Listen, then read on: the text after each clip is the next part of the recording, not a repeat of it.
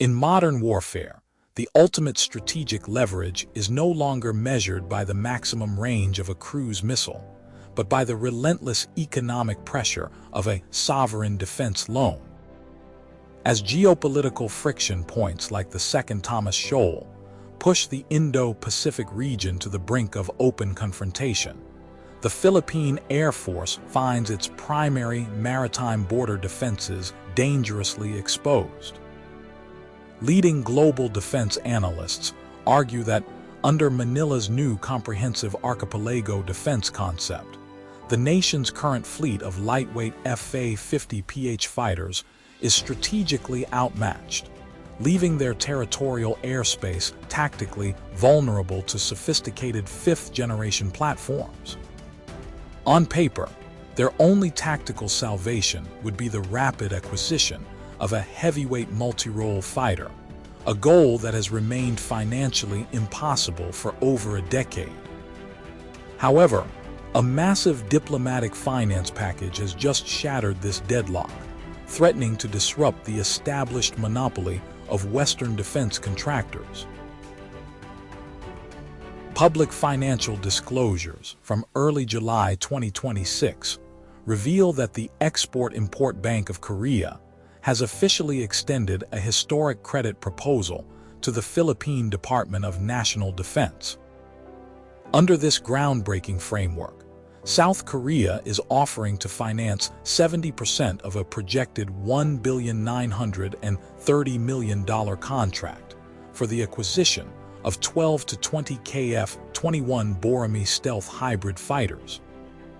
Instead of depleting their liquid reserves, Manila would only need to provide a 15% upfront down payment, equivalent to roughly $290 million, to officially activate the production line at Korea Aerospace Industries.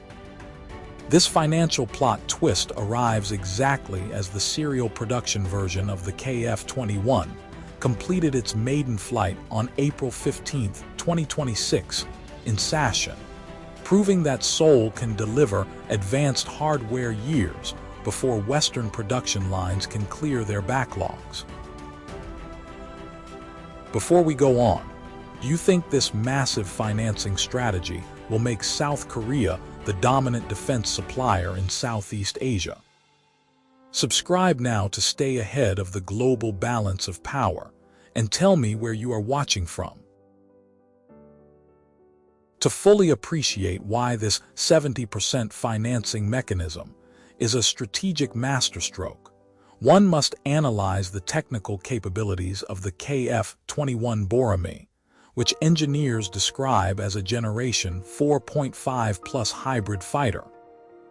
On a purely mechanical level, the aircraft is powered by two General Electric F414 GE400K turbofan engines assembled under license by Hanwha Aerospace, generating over 22,000 pounds of thrust with afterburner.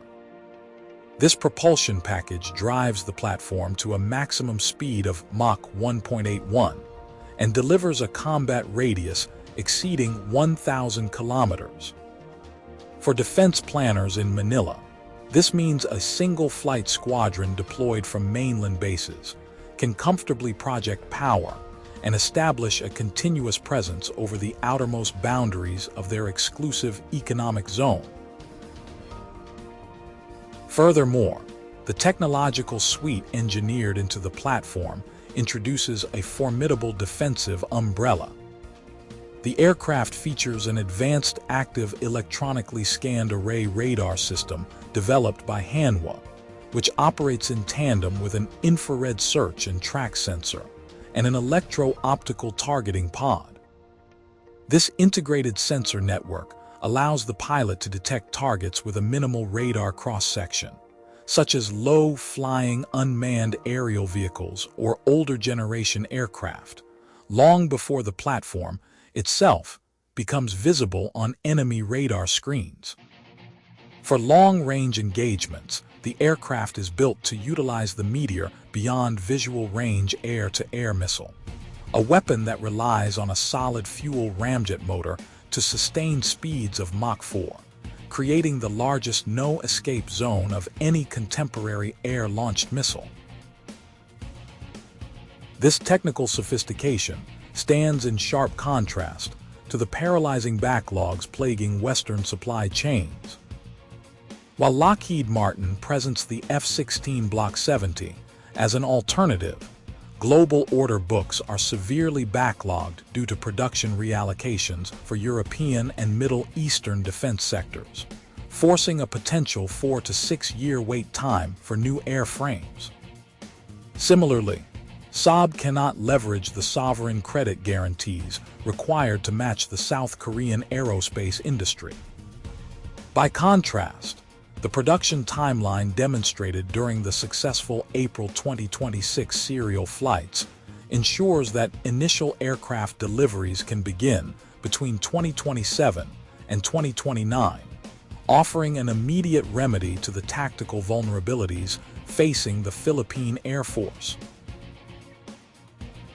Beyond the mechanical specifications, this developing agreement serves the long-term geopolitical ambitions of both Seoul and Manila within the strategic geometry of the first island chain. Leading defense analysts observe that, for South Korea, securing this contract is a critical milestone toward its stated objective of becoming a top 4 global arms exporter. Following decisions in August 2024, where Indonesia officially negotiated to reduce its financial contribution to the development program to just 7.5%, Korea Aerospace Industries desperately required a reliable foreign launch customer. Securing a comprehensive deal with the Philippines validates the commercial viability of the aircraft, potentially triggering a domino effect across Southeast Asia as neighboring countries seek to replace their aging fleets before 2030. For the Philippines, the acquisition represents an unprecedented leap in survivability. The Philippine Air Force currently relies entirely on a modest fleet of Fa-50PH light fighters for supersonic interception.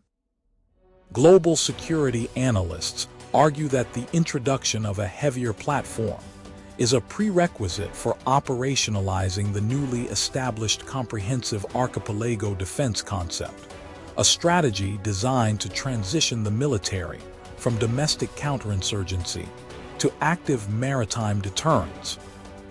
Tactically, the multirole fighters will allow Manila to monitor and secure the strategic Bashi Channel, a critical choke point connecting the South China Sea to the Western Pacific. Furthermore, this transaction establishes a permanent logistical anchor in the region. The two nations are actively discussing the construction of a dedicated maintenance, repair, and overhaul facility at Clark Air Base. Because local technicians and pilots are already deeply familiar with South Korean aerospace architecture through years of operating the Fa-50PH, the time required to achieve initial operational capability for the new aircraft will be significantly compressed. This localized maintenance hub ensures that the Philippine fleet remains highly operational without facing the extensive shipping delays typical of Western logistics chains. Despite the immense promise of this aerospace agreement, severe institutional blind spots remain hidden beneath the public enthusiasm. International legal analysts emphasize that because the twin engines powering the platform are designed by General Electric, the entire export agreement is subject to United States international traffic in arms regulations. If policymakers in Washington determine that the proliferation of this hardware conflicts with Western defense objectives or upsets regional diplomatic delicate balances, the United States retains the legal authority to restrict engine deliveries, potentially freezing the contract entirely. Furthermore, the early production block models slated for delivery between 2027 and 2029 lack internal weapons bays, meaning weapons must be mounted externally on wing pylons, which significantly compromises the overall stealth signature of the aircraft and restricts its combat classification strictly to Generation 4.5. Looking ahead, defense planners project 3 distinct operational scenarios over the next 12 months.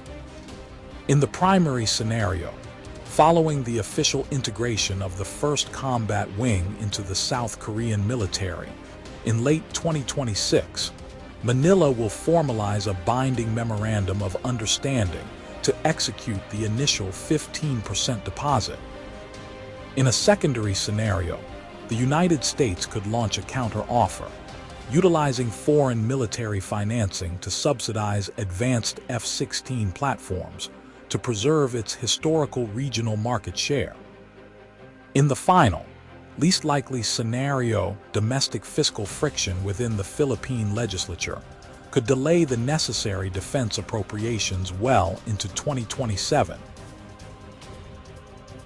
Ultimately, this industrial alignment proves a profound reality of modern defensive strategy, that the decisive factor in modern deterrence is no longer just kinetic firepower, but sovereign financial flexibility.